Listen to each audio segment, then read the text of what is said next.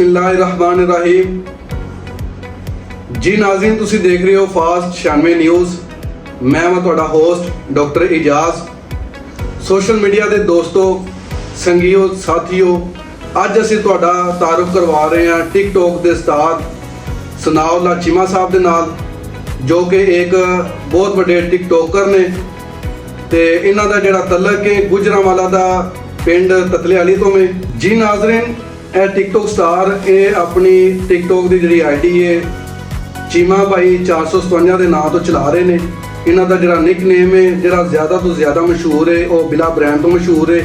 ਤੇ ਅੱਜ ਅਸੀਂ ਇਹਨਾਂ ਦੇ ਨਾਲ ਕਰਨੇ ਥੋੜੇ ਜਿਹੇ ਸਵਾਲਾਤ ਤੇ ਪੁੱਛਣੇ ਕਿ ਇਹ टिकटॉक ਦੇ ਉੱਤੇ ਕਿਸ ਤਰ੍ਹਾਂ ਆਏ ਨੇ ਤੇ ਇਹਨਾਂ ਦਾ ਕਿਸ ਤਰ੍ਹਾਂ ਸ਼ੌਕ ਬਣਿਆ ਇੱਧਰ ਆਉਣ ਦਾ।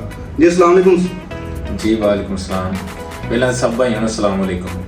भाई सबसे पहले तो मशहूर हाँ 96 न्यूज़ टीम का, जिन्होंने सानू प्यार दिता, टाइम दिता ते साडे कोल आए। सबसे पहले तो इन्होंने मशहूर हाँ। चीमा साहब, तुसी की सोच के इस टिकटॉक की दुनिया के उत्ते आए हो? इनके बारे कोई इजहार ख्याल करो जरा टिकटॉक की दुनिया ते। पहला मैं ना पिक्चर अपलोड करता सा सॉन्ग ला के, लेकिन छोटा भाई मेरा वैसीमा जी की आईडी नहीं पुलसिया के नाम तो मशहूर है, लेकिन वो स्टार है। उन्हें मैनू मशवरा दिता कि यार इस तरह नहीं, इस तरह टिकटॉक बना वायरल हो जाएगा।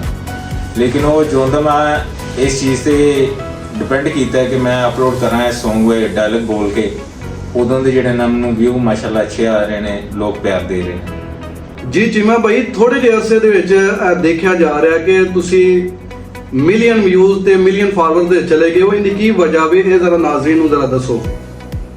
ये भाई मेरा अपना ज़ाती ट्रेंड है पंजाबी बोलना, लेकिन गुजरांवाले जिहड़े ने बहुत प्यार देंदे ने। पंजाबी जिहड़े अल्फाज ने लोकी पसंद करते ने। मेरे डायलॉग ने कुछ लिखे होंदे ने, कुछ मेरे अपने ने, कुछ उंज यूज़ कर लईदे ने। लेकिन शुक्रगुजार हाँ अपने भैन भरावां दा जिहड़े मैनूं प्यार देंदे।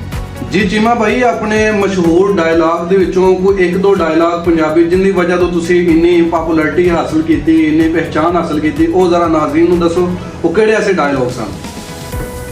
डायलॉग ये ने भाई, ਮੈਨੂੰ बड़े चंगे लगते हैं लोग जिन्होंने वही जहर लगते हैं। जी चीमा भाई, तुसी टिकटॉक की दुनिया ते मजीद की करना चाह रहे हो, ए जरा नाज़रीन नूं दसो। साडी मादरी जुबान पंजाबी है। मेरी कोशिश यही है कि मैं पंजाबी नूं लैके ना अपना कंटेंट अच्छे तो अच्छा बना के अपलोड करा, ताकि लोगों का प्यार हासिल करा।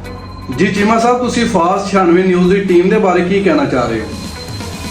सब तो पहला तो मशहूर है इस टीम का कि इन्हें सानू टाइम दिता, साडे कोल आए ते लिहाजा आइंदा वक्त के नाल भी साडा तलक इंशाल्लाह कायम रहेगा इन्हां नाल।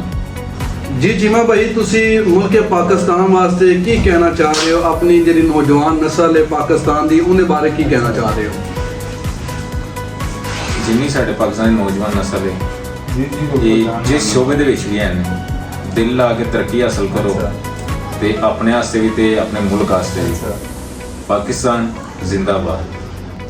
जी नाज़रीन, ਅਸੀਂ ਸਾਂ ਮੌਜੂਦ ਫਾਸਟ 96 ਨਿਊਜ਼ ਦੇ ਪਲੇਟਫਾਰਮ ਤੋਂ ਤੁਹਾਡੇ ਕੋਲ ਤੇ ਸਾਡੇ ਨਾਲ ਸਨ ਇਸ ਵਕਤ ਮਸ਼ਹੂਰ ਟਿਕਟੌਕਰ ਚੀਮਾ ਬਾਈ, ਜਿਹੜੀ ਆਪਣੀ ਆਈਡੀ ਚੀਮਾ ਬਾਈ 457 ਤੋਂ ਯੂਜ਼ ਕਰ ਰਹੇ ਨੇ ਟਿਕਟੌਕ ਤੇ ਉਹਨਾਂ ਦਾ ਬਹੁਤ ਬਹੁਤ ਸ਼ੁਕਰੀਆ, ਉਹਨਾਂ ਆਪਣਾ ਕੀਮਤੀ ਟਾਈਮ ਦਿੱਤਾ ਹੈ। ਪਾਕਿਸਤਾਨ ਜ਼ਿੰਦਾਬਾਦ, ਪਾਕਿਸਤਾਨ ਪਾਇੰਦਾਬਾਦ।